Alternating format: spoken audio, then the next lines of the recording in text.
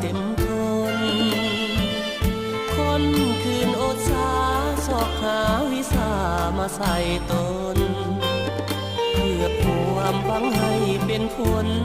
สอนสิตนให้สมดังใจอีกน้ำผู้ยางดินหนทุกอย่างสอกหาวิสาต่างๆเพื่อมาสอนสั่งป่าใส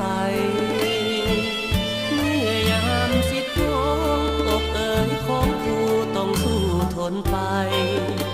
บอกเคยคิดจะท้อใจหรือเบื่อหน่ายในชีวิตกูหากแม้นผู้ใดที่เคยได้ผ่านชีวิตนั้นแสนดนนานปากมันเป็นหน้าอดสู้